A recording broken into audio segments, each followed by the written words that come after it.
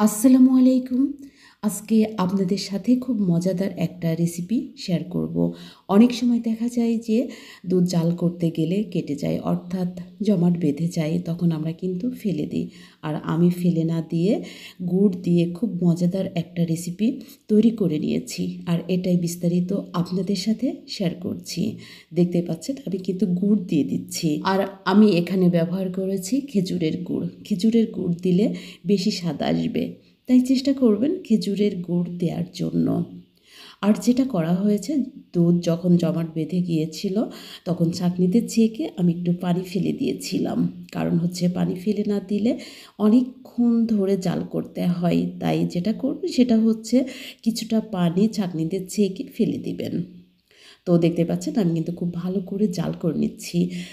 আসলে এর মধ্যে তেমন কিছুই দেওয়া লাগে না, শুধুমাত্র খেজুরের গুড় আর এলাচটা এমন করে বেটে দিতে হবে যেন কালো বীজটা না দেখা যায়। তো দেখতে পাচ্ছেন আমি কিন্তু খুব ভালো করে জাল করে নিচ্ছি। এখন আমি যেটা করব সেটা হচ্ছে কিছুটা ফুড কালার এর মধ্যে দিয়ে দিব, আর ফুড কালারটা দিলেও হবে, না দিলেও হবে। তো দেখতেই পাচ্ছেন আমি এখন পর্যন্ত জাল করে নিচ্ছি, আর এটা খেতে এত বেশি টেস্টি হয়। তো আপনারা কখনোই দুধ জমাট বেঁধে গেলে, অর্থাৎ কেটে গেলে কখনোই ফেলে দিবেন না। এভাবে সন্দেশ তৈরি করে নেবেন, অর্থাৎ গুড়ের সন্দেশ।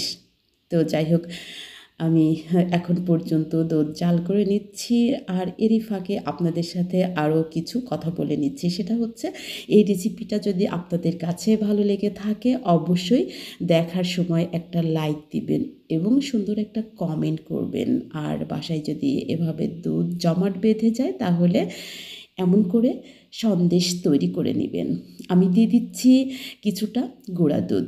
আর গুঁড়া দুধ দিলে কি হয় জানেন, যে আরও বেশি স্বাদ আসে। হ্যাঁ, গুঁড়া দুধ না দিলে যে এই সন্দেশটা তৈরি করা যাবে না তা নয়, আমি দিয়েছি আরও একটু বেশি স্বাদ পাওয়ার জন্য। তো আপনাদেরকে বলেছিলাম যে আমি ফুড কালার দিয়ে দিব, এখন পর্যন্ত দেওয়া হয়নি, তবে হ্যাঁ এখন আমি ফুড কালার দিয়ে দিয়েছি। আর ফুড কালার দিলে কি হয় যে কালারটা বেশ ভালো আসে। সেক্ষেত্রে কি হয় জানেন, যে বাচ্চারা খেতে অনেক বেশি পছন্দ করে। আর এটা কিন্তু স্বাস্থ্যের জন্য কোনো ক্ষতিকর নয়। কারণ হচ্ছে যখন আপনি টাটকা দুধ জাল করতে যাবেন সেটা যদি জমে যায় তাহলে সেটা দিয়ে যে কোনো রেসিপি তৈরি করেন না কেন সেটা স্বাস্থ্যের জন্য ক্ষতিকর হবে না। তো দেখতে পাচ্ছেন সম্পূর্ণ পানি শুকিয়ে গিয়েছে, অর্থাৎ সন্দেশ তৈরি করার জন্য একদম রেডি হয়ে গিয়েছে। আর দেখতে যতটা লোভনীয় দেখাচ্ছে, খেতে অনেক বেশি টেস্টি হয়েছিল। তো বন্ধুরা অবশ্যই বাসায় এভাবে বাচ্চাদেরকে এবং বড়োদেরকে সন্দেশ তৈরি করে দিবেন। তবে তৈরি করবেন খেজুরের গুড় দিয়ে। খেজুরের গুড় দিয়ে তৈরি করলে অনেক বেশি স্বাদ আসে, আর এখন তো শীতের সময় খেজুরের গুড় অনেক পাওয়া যাবে। তো যাই হোক বন্ধুরা, দেখতেই পাচ্ছেন আমি খুব সুন্দরভাবে এটাকে সাজিয়ে নিয়েছি। আজকের মতো বিদায় নিচ্ছি আপনাদের কাছ থেকে। আবারও কথা হবে অন্য কোনো রেসিপিতে। খোদা হাফেজ।